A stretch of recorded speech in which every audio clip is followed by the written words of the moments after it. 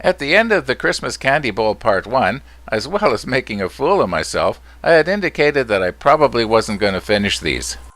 I found that if I slow my lathe rate down as slow as it'll go, it works really well for applying the varathane or any kind of finish that you want to put on evenly.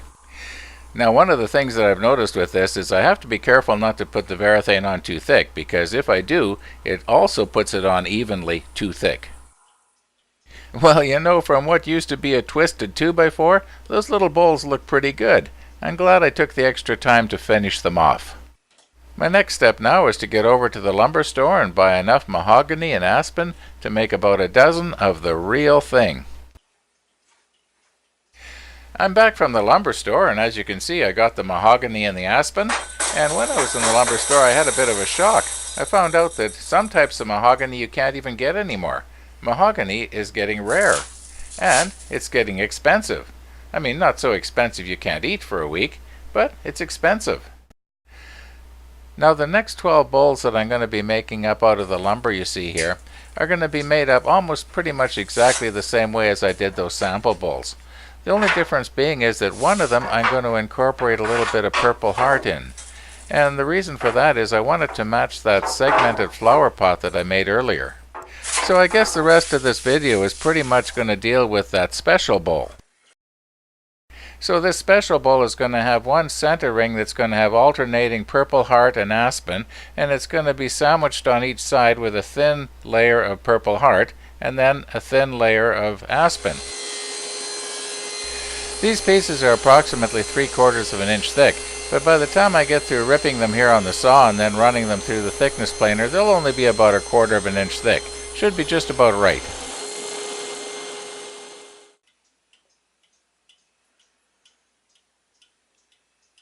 So what I'm doing here is I'm laminating 3 of those layers together, and then I can cut them all at once as though they were just one segment.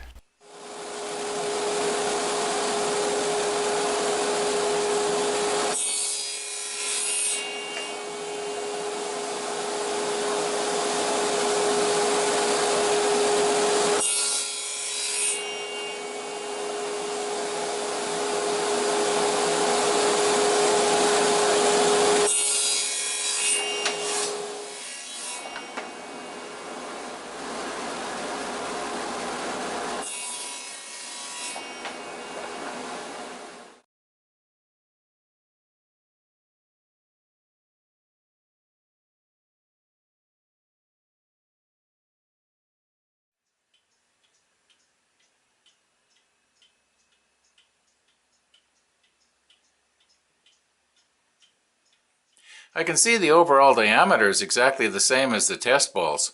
However, because of these extra 4 little 1/4 inch rings, the whole thing is going to be approximately an inch higher.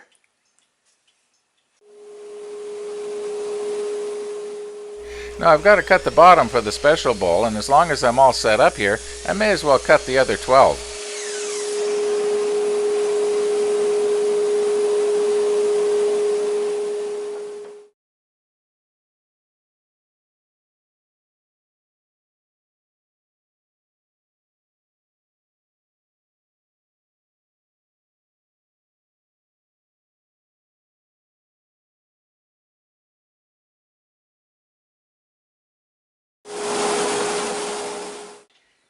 These pieces came out almost perfectly square, and that's going to make it a lot easier for the next step.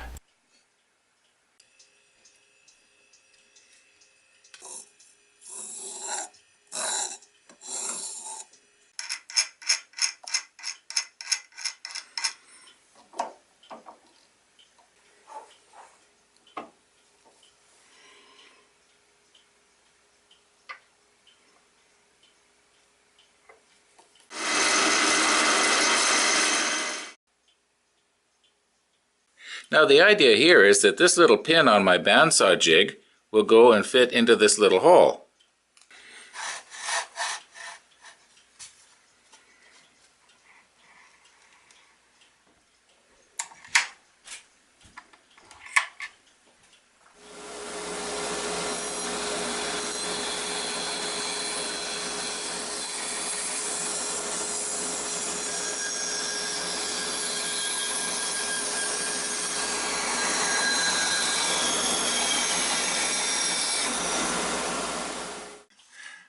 rounding this off first on the bandsaw, I don't have to later remove these little corners on the lathe.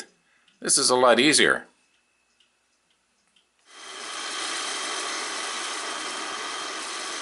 And once again, as long as I'm all set up here, I may as well do the other 12, but I won't make you watch me cutting off all 48 corners.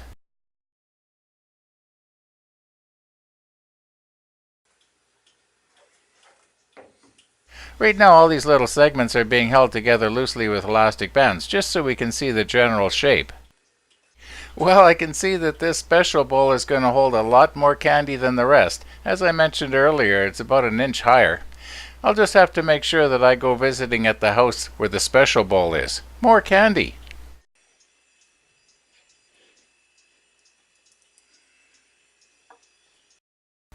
I'm gluing up these mahogany bowls pretty much the same way as I did the cheap spruce ones earlier. I am finding, however, that these thicker rings are a little harder to glue together than the thinner ones. The rings for the next 12 bowls should be a lot easier though. They're only going to be 3/4 of an inch thick, the same as the spruce bowls were.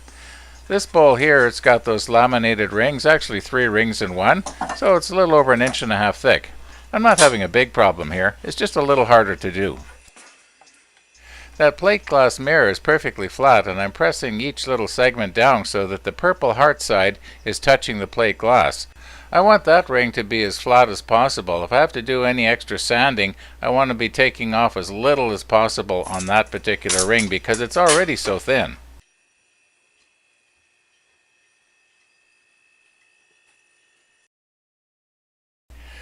This is the center ring for the special bowl. It's got the alternating aspen purple heart segments. Because it's pressed between those 2 pieces of glass, it's going to be perfectly flat once the glue dries. 9 days has passed. I've been out of town. And yes, the glue will be dry. Whoops!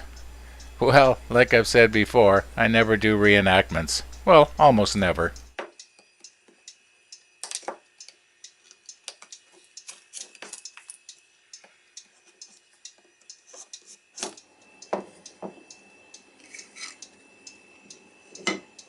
You know, I'm getting really anxious to see what this little bowl is going to look like.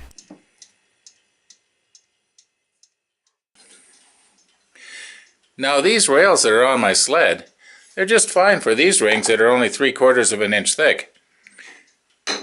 But this ring here is about twice as thick. And of course it's not going to work. However, a 2x4 is pretty well right. So I'm going to use a 2x4.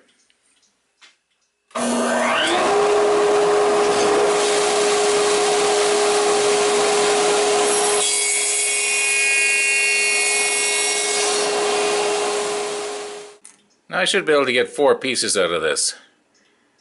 Doesn't have to be exact.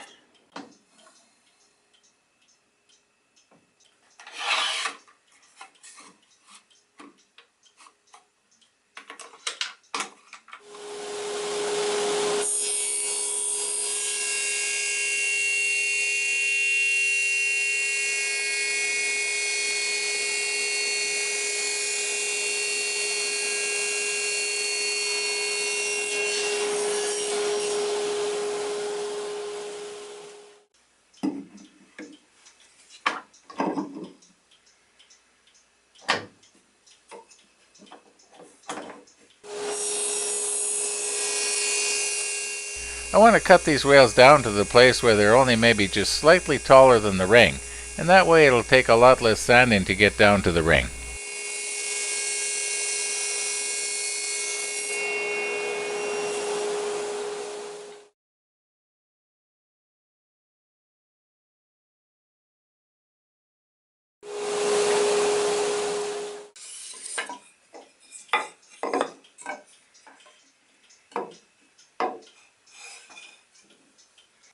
Now my thinking here is that if I drill the holes in these new higher rails in the same place as in the other rails, there'll be a lot less holes in my sled. Not that it really matters, I guess. And here I'm just checking to make sure that the shoulders and the bottom of the holes is going to be the same height as in the smaller rails.